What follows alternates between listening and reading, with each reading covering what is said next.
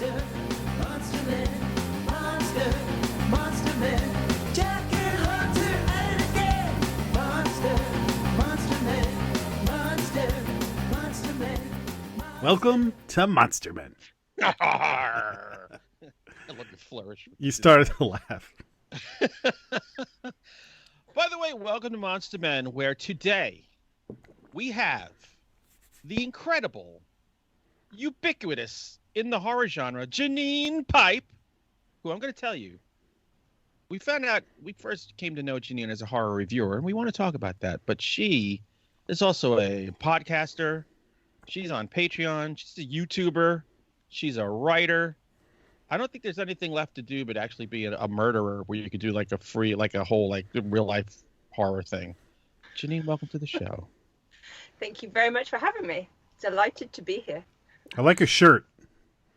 Yeah, I thought I might just wear this one, yeah. Quite fetching. You look much better in a Monster Men shirt than we do. If you're listening to this podcast, not watching it, Janine's wearing a Monster Men shirt, which I'll just take this opportunity to. If you go to themonstermen.net, you can click the link and get your own swag. Yeah, you can be the next Janine. Yeah. Yeah. It's very nice quality as well. You know, I'm kind of glad we have you on right now because this is March 2021. You know, because somebody might be listening to this in 2041. And I feel like we started to get to know you like a year ago. You kind of came along with COVID-19. Not that you are deadly. I just noticed the toilet paper started to disappear right around the time we met her. It's all true. Yeah. So this is... It's back. Because... Or is that just a tissue? It's a Maybe tissue. we should stop this. Okay. So it seemed like you came out of nowhere and then have been everywhere. Like, I've never seen somebody go this far, this fast. Like, it's amazing. So I want to know, like, because I look at my life as BP and AP, before pipe, after pipe. So let's take us to the BP. Like, where were you before you made this leap into the horror community, and how did you do it? Like, what was it a plan, or was it just like let's just put my toes in here and see how it goes? There was no plan whatsoever. Basically, I've always been a horror fan for like my whole life. I've always read horror, watched horror, all that kind of stuff. And then I was a police officer for several years. And when you do a job like that, that is all encompassing. It's basically all you can do. Then I became a mum, and that was all I sort of did. And then I was working in the school that my daughter goes to, and I lost my job because of budget cuts and all that kind of thing. And for the first time ever, Felicity was a little bit older and I had some time on my hands, and I thought I could actually do something now. I've always wanted to write. Why don't I see about doing that? And we were on holiday at the time, and I was sat in a beautiful garden in France in the middle of nowhere, and I sat down with my pen and paper, and I was going to write a book. And it didn't happen, obviously, because it doesn't happen like that. You know, you don't just sit down and suddenly write a book. But I didn't know that because I had nothing kind of to judge it by. And so I thought I'd been blogging for a while in the travel industry, because one of my other big passions is Disney and Florida and all that kind of stuff. Really? Really? I know. We had no idea. And I had been doing some paid blogging work for a travel agent about different experiences of traveling across to Florida with a young child and all that kind of stuff. So I had some experience within the blogging world. And I thought to myself, why not use that, but start a horror blog? And again, I didn't really know what I was doing or how that was going to evolve. And so I discovered NetGalley. And the very first thing I ever reviewed on there was actually We Are Monsters, Brian Kirk, which is obviously a flame tree. So I discovered Flame Tree. And they obviously on NetGalley, they want you to write a review and to have a blog to put it on. And that's why they give it to you. So that was kind of how that started.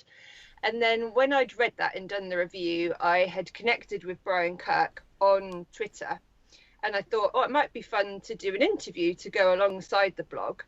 And when I met Brian Kirk, I then met Brian Morland, because he must have seen something that I tweeted, and it all just kind of went from there. Wow. Yeah, it just completely, utterly spiraled. So I'd invented this kind of blog just to start writing, was my aim, and it obviously wasn't that easy. So then I started reviewing, and all of a sudden, as you know, as soon as somebody finds that people are going to actually review their books, they're like, oh, can I send you a book? Can I send you a book? Because reviewers are like, you know, hen's teeth. So all of a sudden, and I've still got hundreds of books now that people have sent me that I might get around to at some point. And it just really spiraled from there. And obviously discovering Flame Tree was the big thing, because then all of a sudden I was looking at the Flame Tree list on NetGalley again, what was coming out. And there's this book called Until Summer Comes Around. And I remember I looked at the cover and I thought, oh, that looks quite cool. Oh, it's set in the 80s and it's about vampires. Oh, I've never heard of Glenn Rolfe. Oh, I'm going to read that. Discovered Glenn. Oh. I was wondering how long it was going to take for you to say that. That was actually the drinking word for today. Glenn Rolfe. Glenn Rolfe! Woo! He's part of the story, though. And then quickly after I finished Until Summer Comes Around, Misfits and The Raven came up, and I downloaded them straight away. And then that's it. Rest is history. So that's how I discovered you, was through finding Misfits because of being on NetGalley, and the rest, as they say, is history. Yeah. Now you have an interesting accent. What part of Florida are you from? Jacksonville. Jacksonville, yeah. Yeah, I can always say, hey, I need an expert in Florida. Get this girl from England. Yeah, she probably knows a whole lot about it. I know. Although I had, we were supposed to go back last year. That would have been our 10th visit. So it's not too bad for someone from the UK. Now, do you only go to Disney World, or do you ever try Disneyland out in California? Never been to Disneyland. It's a bucket list, definitely. And we really want to, because I mean, we're actually quite into all the history of Walt Disney and everything. So to go to the park that he built, where he walked, and all that kind of stuff, it's something that we'd like to do. Yeah. What about Euro Disney? Is that still around? It is, yeah. Although it's called Disneyland Paris now, which is a slightly, yeah, very territorial they've become. Yeah. And it's quite controversial, but I didn't really like it very much. I want to check out La Haunted Mansion. I think it's because, for me, Disney is American, you know, and it's always part of the experience. You know, when we go to Florida, although we stay in Disney World, we travel around, and my husband's massively into baseball, so we always go down to Tampa, and we do other bits and pieces. So, yeah, Disneyland Paris. Because Tampa's got such a nice baseball park. Oh, God. Jesus. There are better minor league parks here. Oh, no. Tropicana Field is great. It's garbage. Trust me. It's hot garbage. Even the players don't want that place. I know. Have you been to Fenway Park? You're a Red Sox fan. Have you been to Fenway Park? I have been to Fenway, but I haven't been to see a game. So we've done the tour. Okay. But both times we've been to Boston, we went in 2004, right in the middle of obviously the game changer. That was a good year. Get tickets. Exactly, we couldn't get tickets to the game, but we did the tour, and then we went. The only other time we've been to Boston was 2007, and it was November, so we just missed it. That's a good year too. Yeah, I thought you were going to say you went to a game but got thrown out because you called Manny Ramirez a prat or something like that, which would have been awesome. No. What'd you call me? What's a prat? Why'd you call me that?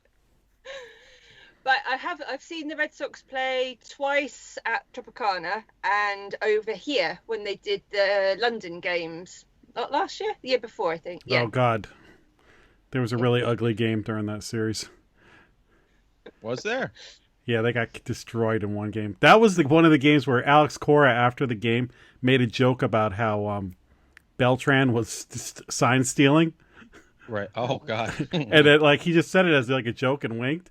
And that, when the scandal came out, everybody started going back to that press conference, going, "Oh dear." See? Well, it took a cheater to know a cheater, right? Well, then they were together in Houston. Yeah. So that was their bonding. By the way, if I was like a baseball player, like I'm in my 20s, I'm in my physical prime, I got shit a ton of money, and you send me to like London, I am just gonna go berserk while I'm there. Like I will go 0 for 12 for the series and be perfectly happy. Because those British ladies love that non-British accent. Oh yes. Just like over here, we love an accent. So we're like, oh yeah, British, Australian, yeah, baby. Irish brogue, not so much. Fuck you. All right, buddy. How did you get into writing for magazines? What, like when Scream magazine Yeah, and like that kind Scream. of thing? Yeah. That was all through Sadie Hartman, Mother Horror, because she had been writing for Scream for a while, and they were looking for some new blood, and she actually recommended me. So that was word of mouth recommendation, and that's a major thing, being able to write for them. That's really cool. Yeah. Yeah, that's a lot of clout. Definitely, yeah. I'm going to Barnes & Noble to find if they have that Scream magazine that has your review of Slash in it. Yeah, I'm hoping it it's could here be. by It now. should be. It's really confusing because I think I get them early anyway, obviously because I get the contributors' copies, but the UK seem to be ahead anyway. So I seem to have like them a month or so before you guys, and I don't know whether that's always been the case, but yeah. So whenever I do a review for someone and let them know it's out, it's usually not until another month or so that you get them. How do you? Go ahead. No, I'm just saying I've been waiting patiently, and I check Barnes & Noble like every 2 weeks. So I think, all right, now it's got to be there now. So that's like one of my list things to do today. I have written reviews purely as a blogger with no rules, so I could do whatever the hell I want whenever I want. When you've transitioned to writing for some publication like that, are there guidelines? Do they push back, or is there like a format they want you to do, or something as far as how to write a review? I'm just asking this for the people watching at home. Yeah, it's interesting because I presumed that there would be. And I have an editor who I have to send it into, same as any kind of writing gig. But so far, he has never changed anything. And I think probably because I did my research, I looked at how Sadie and other people were writing the reviews and made sure that it was formulated to that. Obviously, you don't put anything remotely controversial into those kind of reviews, and they're totally spoiler free and that kind of thing. But the one thing that he does insist upon is that they're very honest, and obviously that we're able to show integrity. So he doesn't actually like you to always send in 5 skull reviews. He wants to be able to show that, we do read things that we don't necessarily like ourselves, but then you still show the positives within that. So for example, I did send in a 1 skull review in the last one, I think, and I hated doing it as a writer. That was for Creature, right? Yeah, it was. Shush. No, it was a book that they sent me, because that's the thing. Sometimes you can choose what you want to review, and sometimes they're sent things and then they send them on to you to review. So it was something that I'd been sent. And the actual premise behind the book should have been quite interesting. It was kind of witchy. It was set in the winter time in a ski resort over in some Scandi country. And it had a really good premise, but it was written in this way, like it was that kind of stream of consciousness. And it was almost poetic in a way. And for me, I like my kind of writing to be quite straightforward. I couldn't process what was going on, and I kept getting lost all the time. So I gave it a 1 skull, and I hated doing that. It almost made me feel dirty. That's somebody's baby. That's somebody's gone to all that trouble to write it, to get it through editors and publishers, and that just because I didn't like it. But what you have to do is you say what you didn't like, but that's your personal reasons, but then you make sure that you say but this was good and that was good, and just because it wasn't my cup of tea doesn't mean it might not be yours. And of course we all know that sometimes negative reviews sell anyway. Hey, hell yeah. Yeah. It's good when you're writing for look, we see all the pissants who put reviews on Goodreads or Amazon. They just write whatever they want to write, and it's like, oh, thanks. A, thanks for spoiling it in the first sentence, and B, thanks for just being a knob the entire way through. So it's good that there's some sort of integrity. Are there sometimes reviews where you read a book and you're like, I'm just not going to say anything. Silence is golden here.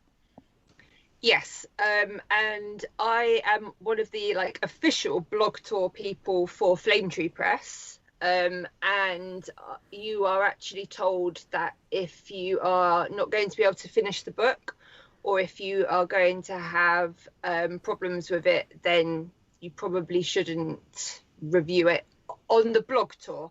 You Right. can still go ahead and say, on Goodreads or Amazon, because that's your prerogative, obviously. But when you're on an official tour, obviously they don't want negative reviews or for you to say that you have DNF'd it.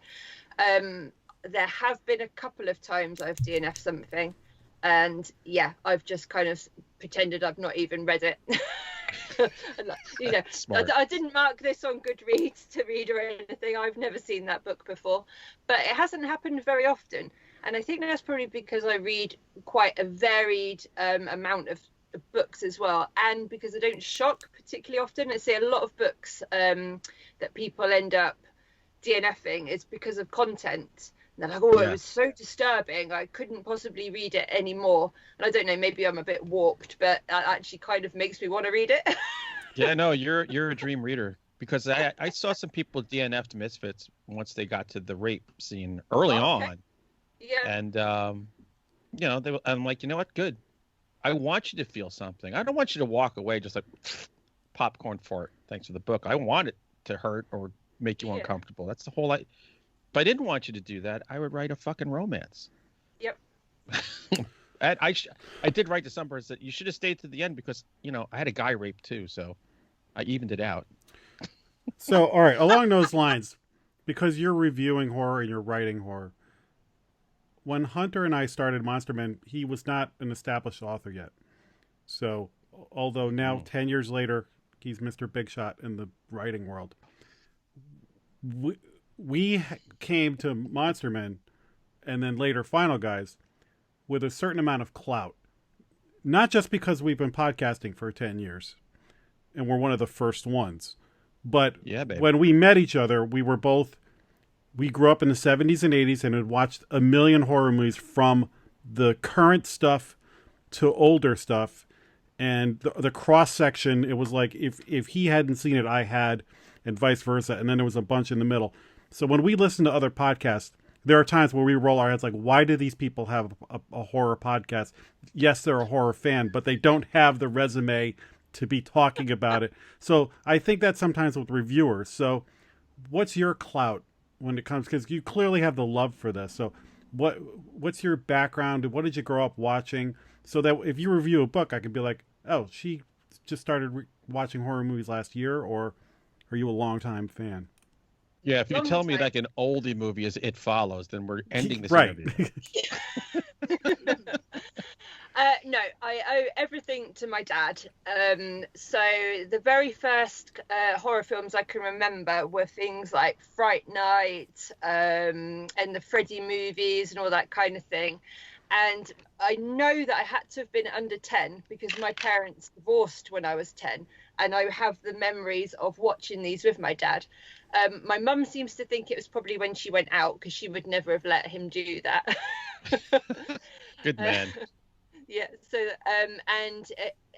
what goes kind of hand in hand with being allowed to watch those sort of movies was that I grew up in a county called Somerset, and we've got a strong affinity with. There's a lot of legends there and lore, and obviously being England, it's oldie worldy and everything. And there's a lot of Arthurian legends, like people believe that perhaps Wessex was there. And my dad had loads of ghost stories. And he used to sit me on his knee and he would tell me ghost stories and things like that. So we've always had everything, Halloween wasn't really a big thing when I was a little kid. I can remember I was about 9 or 10 and we went trick-or-treating, and every single person on the street refused to open the door or said, fuck off, we don't live in America, kind of thing. So it wasn't That's funny. funny. It just wasn't a thing. But we used to go to haunted houses because we had all of that kind of stuff, you know. So it's always been there. My love of horror has always been there. The very first book I ever read was Salem's Lot. And again, that was my dad's book. He had a compendium. It was Salem's Lot, Rosemary's Baby, and The Omen in like one book. And I probably didn't understand them because, again, I must have been like 9 or 10. But that was my introduction into it.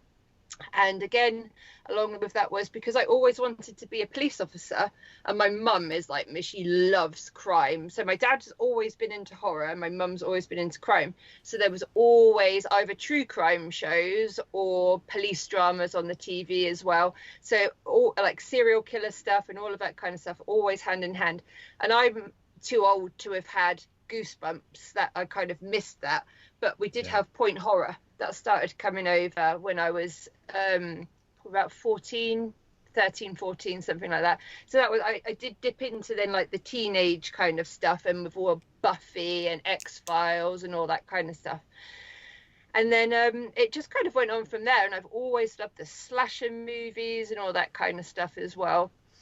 So I haven't got, you know, there's a lot of the Hammer films and things like that I would have watched as a kid, but I haven't been back. So it's one of the reasons why I actually like listening to, even on Final Guys, when you two tend to review some of the older stuff and whatnot. I'm always making notes and thinking, I must go back because I must have watched that with my dad.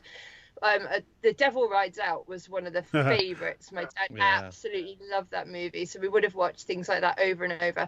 And I think I've mentioned to you guys before, there was this film called Carry On Screaming, which I need you to find because it is basically a sort of like comedy on of Hammer movies, and it is just, that's another thing that I watched with my dad over and over. So although I wouldn't put myself up there with you on that kind of level of your knowledge of the horror stuff, there's definitely, I've got enough of a background, but I think it's my passion for it, you know, and it's, I don't know, I've got OCD, so when I throw myself into something, that's it, I'm in.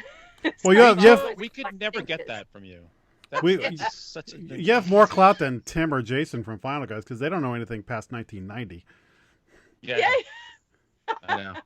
Good God. Is there a subgenre that you, in horror, where you're kind of like, not my thing. That's not my bag. And if I can never watch or read anything in that subgenre, I'll be happy. So I have a confession with that. I have never ever read any Lovecraft or anything like that. Neither have I. And okay. Yeah. So cosmic horror and that kind of Lovecraftian stuff and Cthulhu and all that doesn't really float my boat. So Tim now just dropped like out. Me anymore.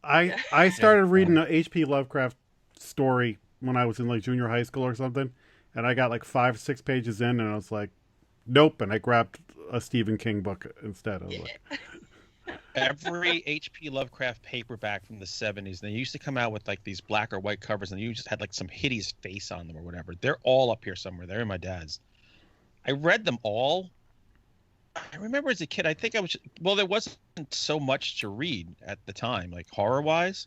I mean, I had just discovered Stephen King, John Saul, Dean Koontz, H.P. Lovecraft. So I read them all. I didn't necessarily enjoy what I was reading. I was like, man, this is long. Like, there's a lot of blocks of text here. I mean, there's very little dialogue.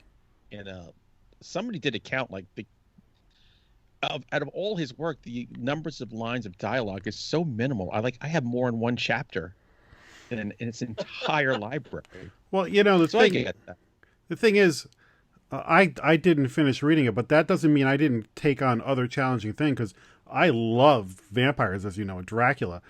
I remember reading Dracula, and I was pretty young. I think it was in elementary school when I read it. And that's a tough read, especially when you're in... Yep. Because I'm expecting a Christopher Lee movie in my hand, and suddenly it's like, this woman is reciting into a phonograph recorder. Like, what the hell is going on? What is this? You know, and like even the action scenes, they're sort of interpreting like, wait, is this Yep. an action scene? Oh yeah, it is. So but Lovecraft, I would like somebody needs to suggest to me a starting place. I need to read one at least. You do. Well, they're mostly short stories, so you just got to get like a nice small little collection of short stories and just find the one with From Beyond, Yeah, that's a good one. which is only like 3 pages or something ridiculous. Oh, I might be able to manage that. That'll take me a couple of weeks, but I can get through it. Like for me, I don't dig serial killer stuff at all. It's just not my bag. I don't like my wife and my daughter love true crime shows and serial killer stuff, and I'm like, my daughter has serial killer playing cards, and I'm like, nah, not my thing. They're actual monsters. Like I want them to just die nameless, faceless pieces of shit. To me, they're absolutely the garbage of humanity. So I don't want to give them the notoriety. I read Yeah. that I Mind Hunters, love them. the John Douglas book, after Silence of the Lambs came out, and you find out that this was the guy Jack Crawford was. I read that book, and it was really fascinating. And then when he started popping up in other stuff, like the Jean-Benet Ramsey case, and I'm like, oh, that's the guy.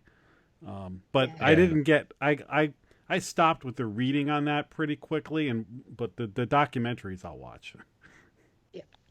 I don't even I watch like those. serial killer stuff. Love it. Well, as a former cop, Yeah. It's interesting. Yeah.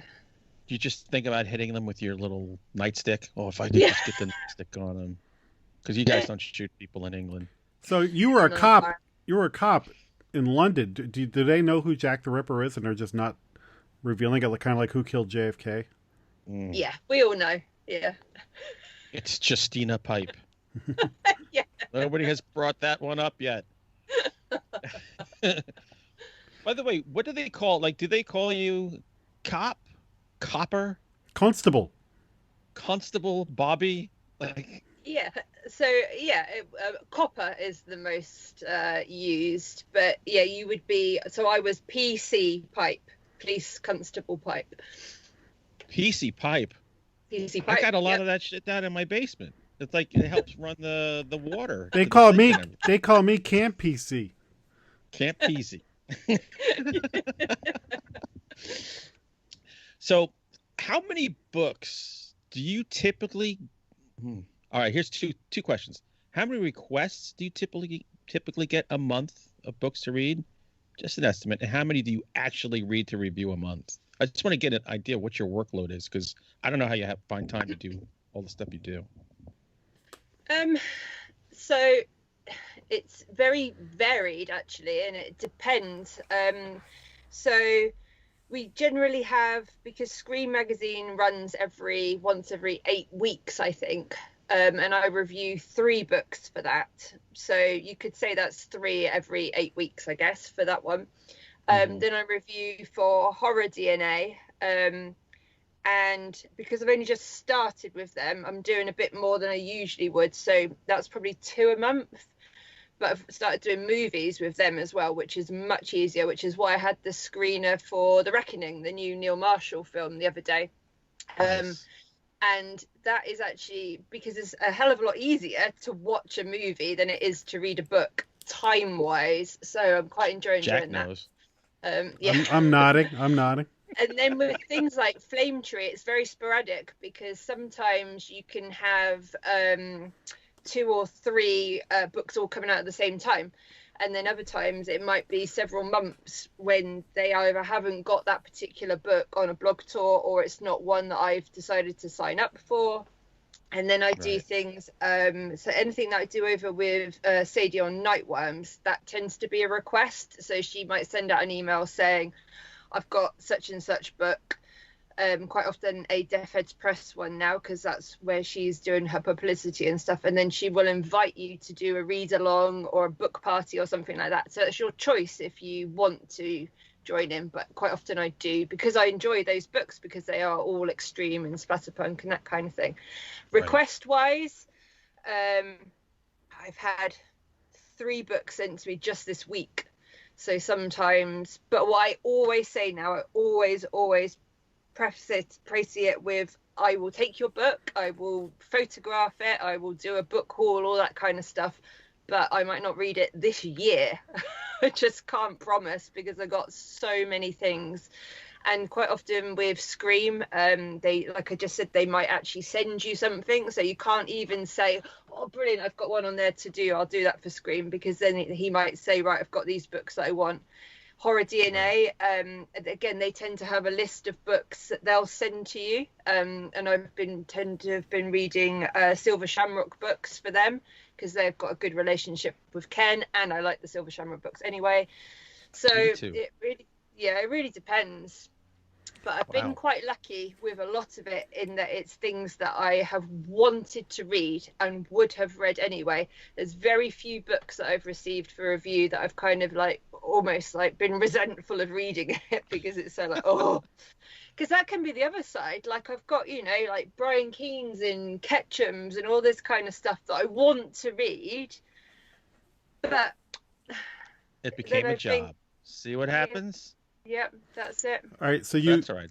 you said a word there that I wanted to ask you about.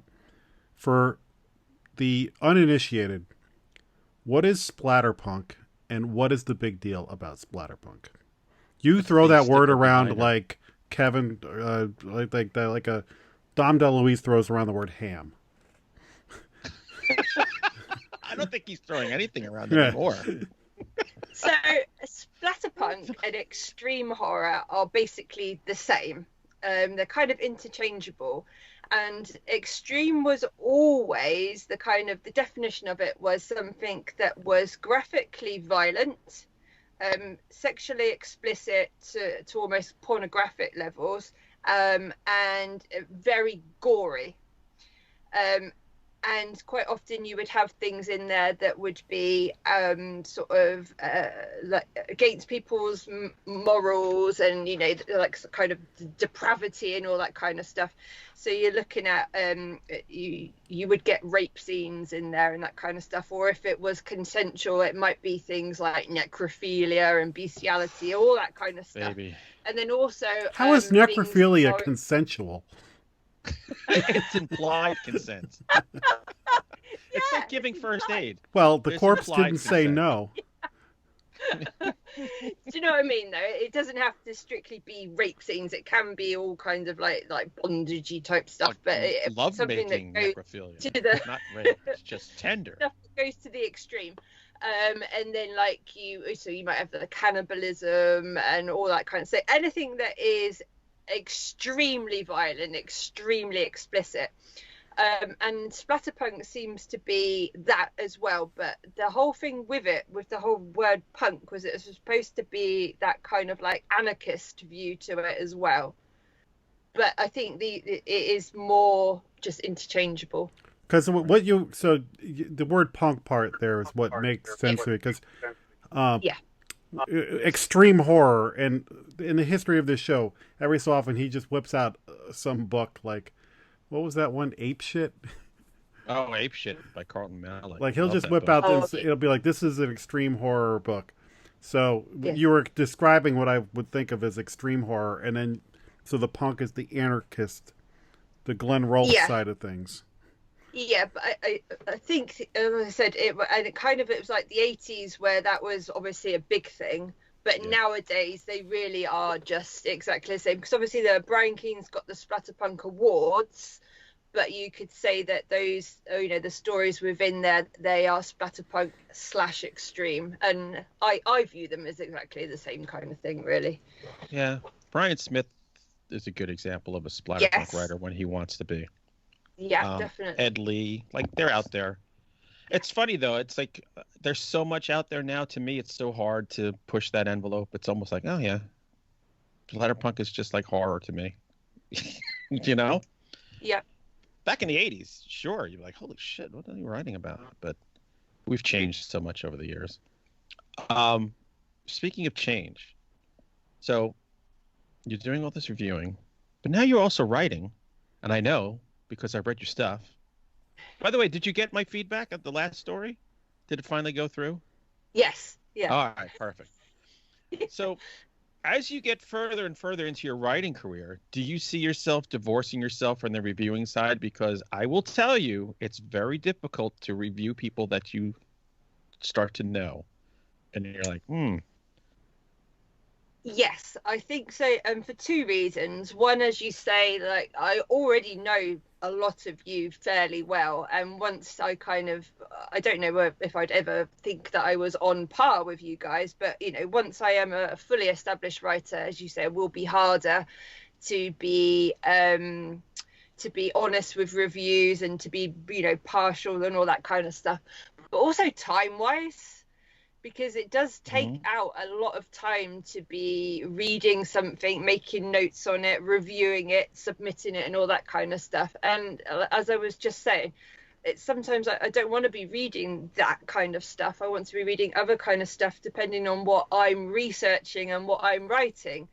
Right. So although there's this part of me, because I write and I know how hard it is to get your stuff out there, there's this part of me that really wants to, and I mainly only review indie writers, and there's a part of me that wants to do that, but also I want to be reading the Ketchums and that kind of stuff because they are the masters for a reason, and I want to it's almost like homework when you read that kind of stuff. yeah. So it's that balance of being able to say, because you almost feel guilty. Like sometimes I'll pick up a Stephen King book and I'll think, I've read this, or this doesn't need reviewing. He's not going to give a shit if I'm reading this. Whereas Right. some brand new writer is going to. And so I end up putting things back. And, I'm very privileged to have been sent the amount of stuff that that half of the stuff on these shelves are things that people or publishers have sent me, and I'm ever so grateful for that. And I've met people through this and whatnot and got the credentials and the experience. But at some point, I probably will have to say the writing is now coming first, unless this book completely flops and everyone hates it. Even if it does, I'm a full-time reviewer now. There does come a point where you kind of have to choose a child, because they're both full-time endeavors, and it's hard to do two of those at the same time, and they have conflicts of interest after a while. The kind of cool thing is, just because, say, your writing career takes off, you don't have to give up reviewing. It becomes promoting. So it's not a job of reviewing. It's like, hey, I want to promote my friend's book, so I'll put it out there and tell everybody how great it is. And then you don't have to slog through the crap that, the 1-star reviews. You don't have to do that anymore. If you do it, it's only by mistake, and it's only something you're going to, wipe off your Kindle, and it doesn't matter. I think with the shows we do, both this and Final Guys, we'll review or discuss bad movies because you only watch a certain amount of movies. So you're just like, here's what I watched this week and here's what I thought. And my opinion of a movie is maybe different than yours. I think when we review a book, we generally don't bring up the ones we didn't like. Yeah. I tend not to even read stuff I know I'm not going to like. I'm pretty sure going in, I'm like, all right, I trust this, or I trust whoever told me about it. Yeah. It's been a while since I started reading a book. I'm like, don't like, other than, Tim Meyer stuff, but I've liked everything else. Well, I actually plan to do some 1-star reviews of Tim and Jason's stuff. Lutsky too. Well, yeah, you can start with the old Paradise Club that I just finished. Wow. Paradise is not reading that book. By the way, so I'm reading this book, and I see in the end Tim's writing about, this is an experiment on Patreon where I did this thing and I wrote this like choose your own adventure. I'm like, dude, that was my idea. And he was like, yeah. I'm like, whatever. My finished book is bigger than his. That's all I'm going to say. So if you follow you on Twitter, Janine, you've been talking a lot lately about this collection that you're putting out. So tell us a little bit about that. So I have started at least 2, if not 3 novellas, and I tend to really struggle with longer work. I think because I get really, really excited about just like a short story and like the characters and all this kind of stuff. And then the longer it gets, the harder it gets. So I had quite a few short stories that I had written just for various reasons.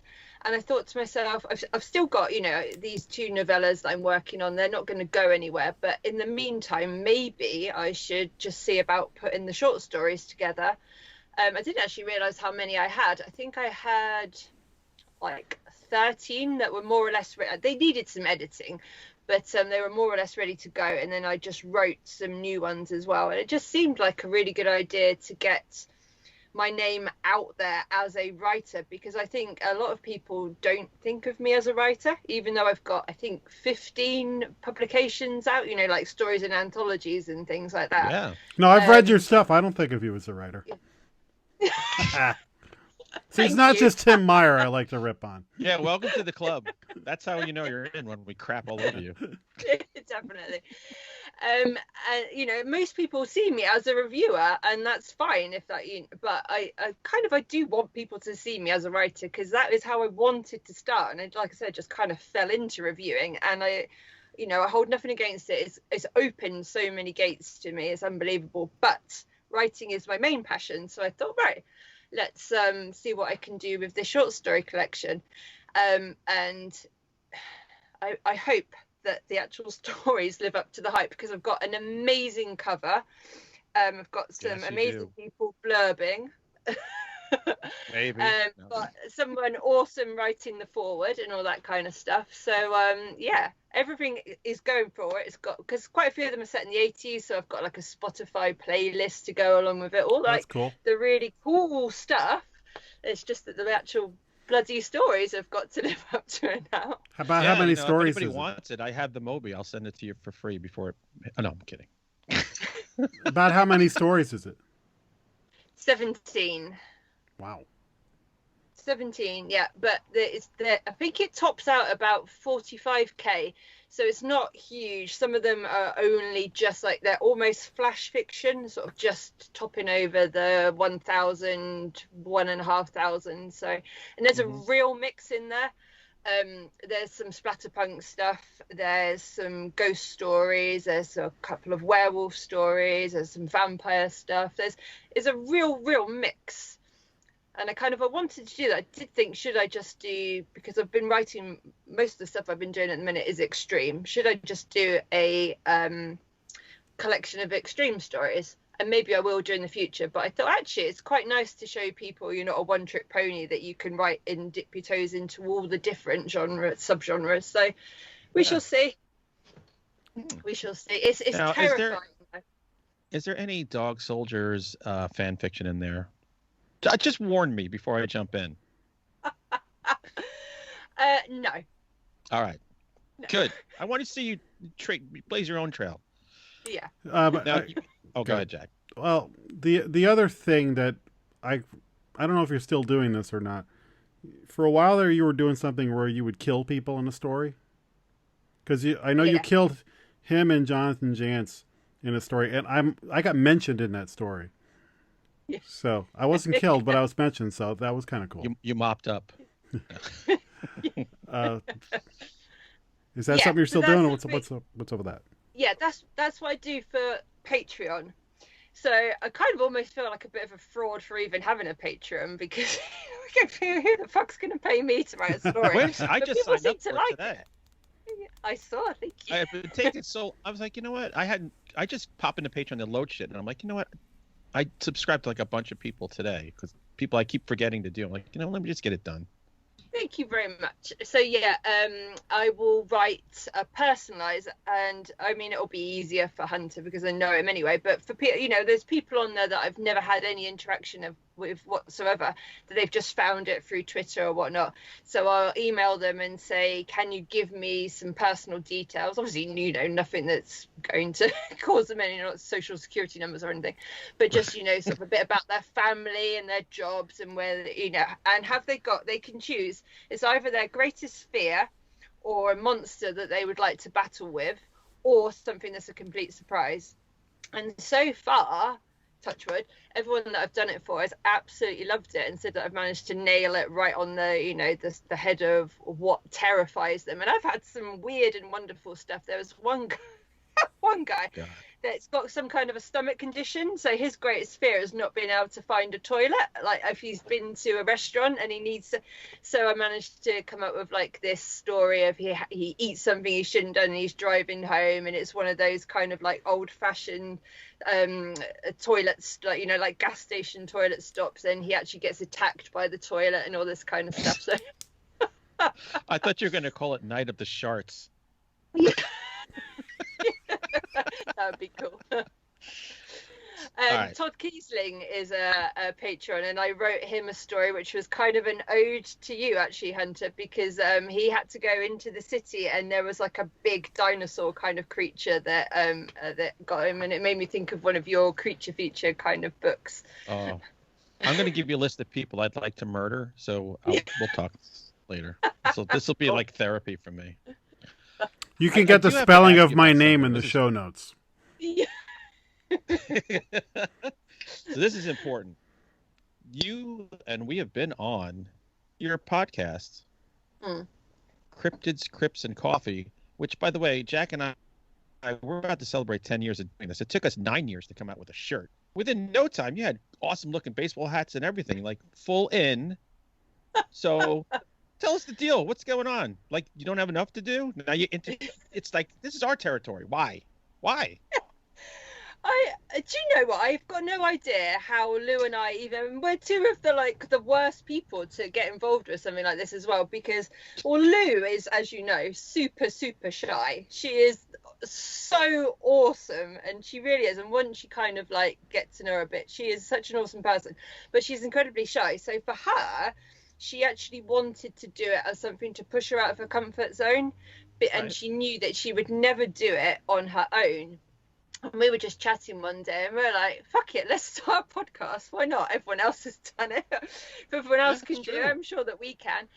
But we knew that we didn't want to do something where we were just talking about stuff, because neither of us thought that anybody would ever listen to us. Like, who are these women and why are they talking about this? Which is why we decided to go down the road of interviewing people. And if we got decent, you know, names within the community to start with, so like Glenn was our first, and then like with you guys and Tim and whatnot, we thought that might be quite interesting.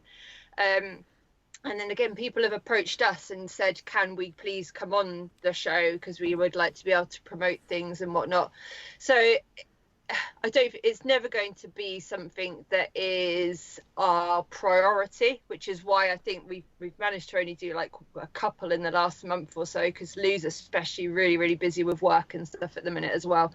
Yeah. But it's only ever going to be a bit of fun for us. We've enjoyed doing it. We've talked to some awesome people, and it's just always just a fun thing. Well, we had fun when we were all on, Thank you. to say the least.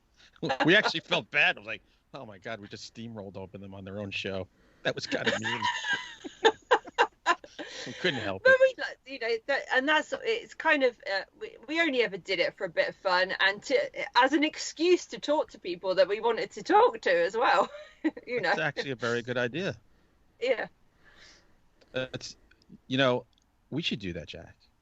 We should do a podcast where we talk. Oh wait, no, never mind. We do it. I forgot. Yeah. We do two of them. One thing I will tell you, like, be careful what you say about other people, because inevitably they're the ones who are going to be listening to your show. Oh yeah. Like how we have found out with movies. When we start bashing a movie, guaranteed a writer, producer, director, somebody is tweeting about that. I'm like, oh crap. Jason and I Sorry. once went into an episode saying we were going to leave the kid gloves on and then people in our live chat fed us, and there was just too much good material, and we started to make some fun of something, and then inevitably somebody involved in the movie program contacted us. We had a great conversation and stuff, and the two of us are like, oh God, you kidding me? Like And thank God for the Wi-Fi gods who knocked me out of that episode, because it would have been unsavable if I was still in there. Luckily it wasn't that bad, but Oh, good. Yeah. we learned then that we're like, so like there are just times we're like, well, let's just acknowledge we're never getting this person on the show. Yeah. So yeah, I've kind of made a rule for myself. A, I don't want to bring up shitty movies as much. Like I feel that's Jason and Tim's job. Like, Well, Yeah. Tim seem to loves follow- crap movies, so Yeah, they wallow in filth and garbage. So I like to bring fun stuff that people might want to watch. I'm tired of warning people, but I will crap on like an old movie. I'm like, all right, that's old, or director's dead, everyone's dead involved with it. It's fine. But I'm trying to be more positive. I think that was kind of like my goal starting this year. Like, just bring more good stuff to people. except when you talk to me. Well, yeah, totally. It's so funny. We love each other here, and then we hate each other on Final Guys. It's so bizarre. It's all Jason's fault.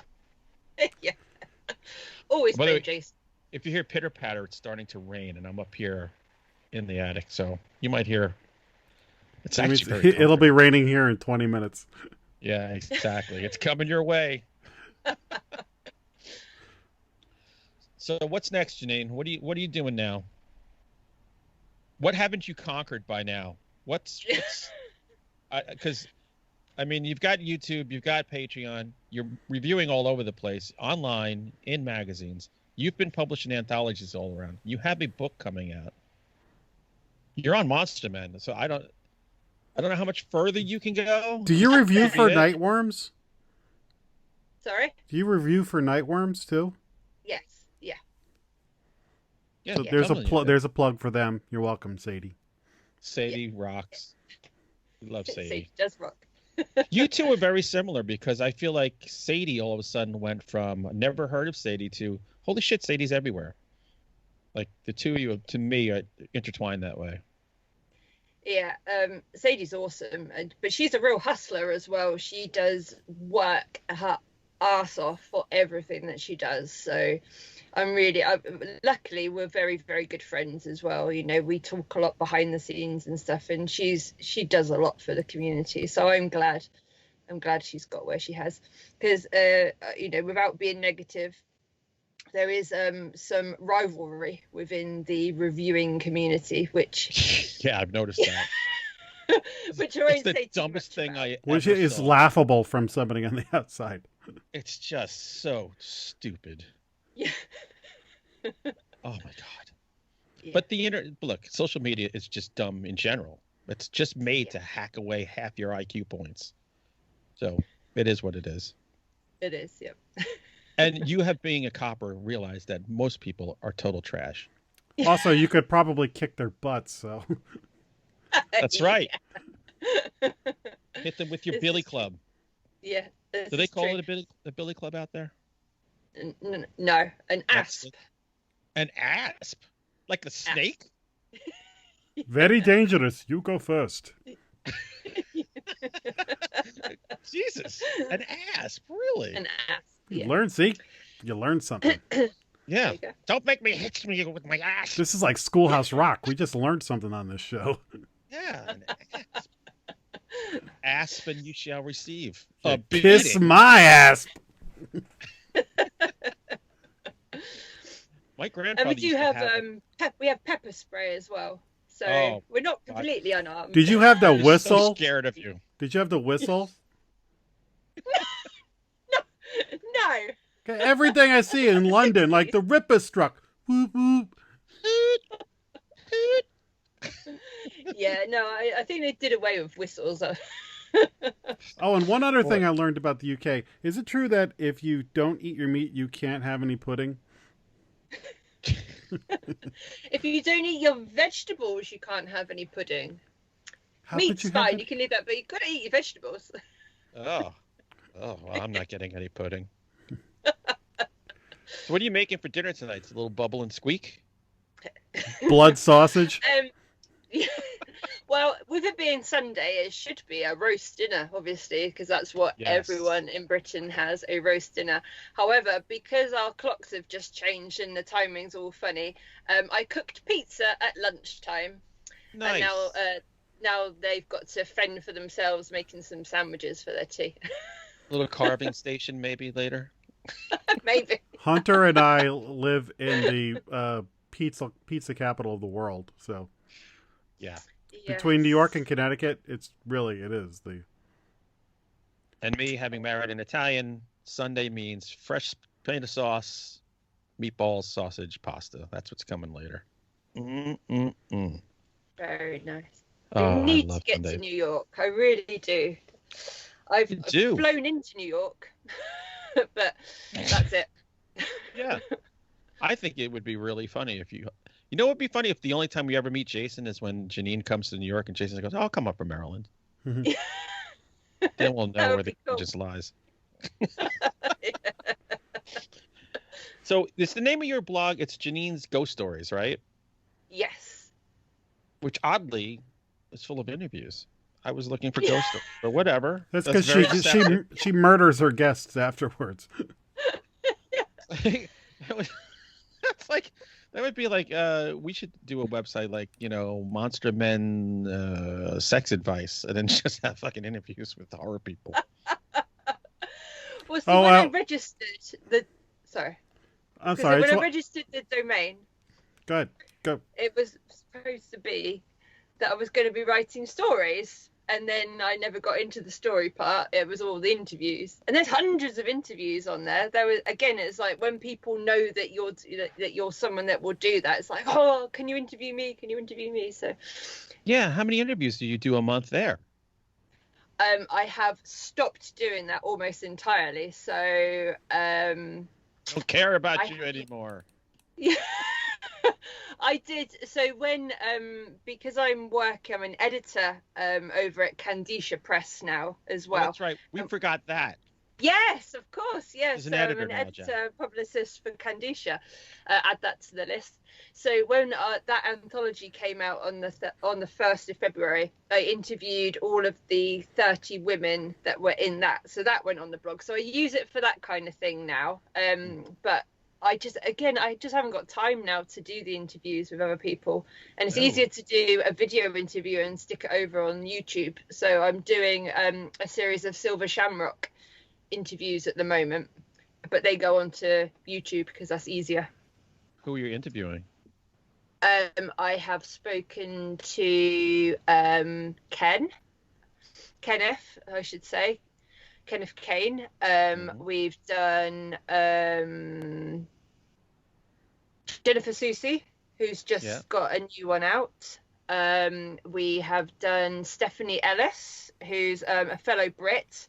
She's got she's just signed one of the 3-year book deals with them. And we just did last week David Barclay, who has just done The Devil's Mistress, which is a new one with them. So that's who I've done so far. And next Devil's weekend, Mistress. The There's Devil's a book about my Mistress. mother-in-law? Yeah. It's quite good actually. And next weekend we're talking to I've forgotten his name. Russell someone. I Russell apologise. James? Russell James, that's it, yeah. I knew he's a Oh. flame tree author as well, isn't he? As well as Silver Shamrock. Yes, we're talking to him next weekend. Yeah. We came up together in Sam Hain, Oh, okay. Flame Tree, and Silver Shamrock, because I have a book coming out with them later. So Yep. I'm psyched. So you might be on the list because Ken wants us to basically interview all of the people that have got stuff coming out over the next year. So you, Glenn, and Tim will be on the list. I only want absurd questions that have nothing to do with anything. I can do that. That's my request. Awesome. When I interviewed Grady Hendrix on the blog, he said the same kind of thing, that he was happy to do an interview, but he didn't want questions that every single person asks. He only wanted some, I could ask one or two about sort of the books and things, but otherwise he wanted some really weird stuff. So I got my kid to help me, and there were questions like, what's your favorite flavored cheese? And if you We've been just talking some about really him. random stuff. We would love to have him on Monster Men. So, maybe you could put in the word. Yeah. Not gonna say anything, but, Absolutely. I'll ask him dumb questions. Grady's awesome. He's a really nice guy, actually. He's really down to earth. Yeah, I want to know about the manscaping. Gonna throw that out there. See? No one else is asking him that question. We have questions. I need answers. All right, so I'm going to give you a chance to give all the places where people can find you. I bet you don't even know. No. There's so many. I guarantee you don't know. But for those who need more of the pipe, the PC pipe, Yeah.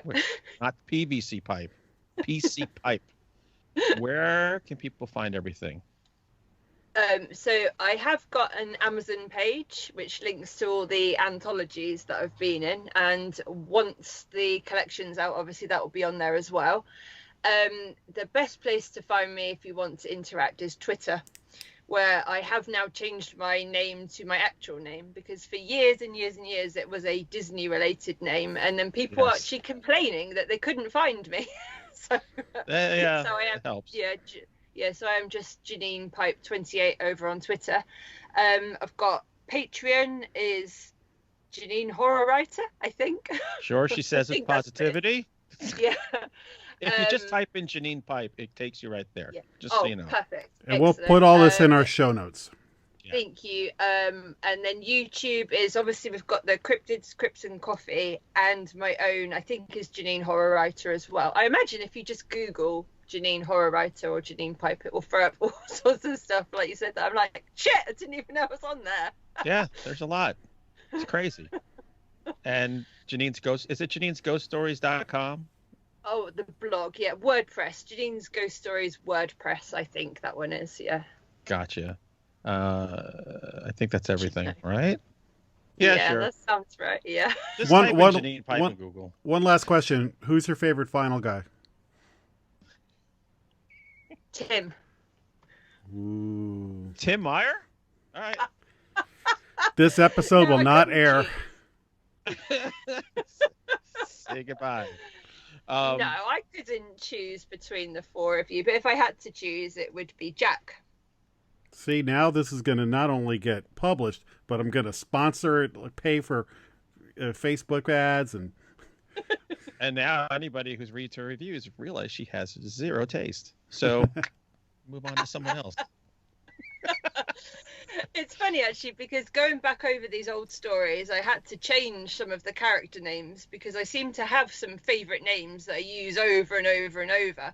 And when you haven't got them together, it's fine, it doesn't matter. But when you've got them all in the same collection, obviously you can't have the same bloody character because people will think it's the same. And Jack is a name that comes up so many times in my stories. It's like if I ever want like a bland white guy name. Hey, Jack. I love you, Jack. Hunter Shea. Stupid name. All right. Well, it has been absolutely lovely having you on here. You have been Thank you. marvelous, and you are a perfect roadmap for people who are looking to get into the horror scene. But I triple dog dare you to do as much as Janine has done in the last year.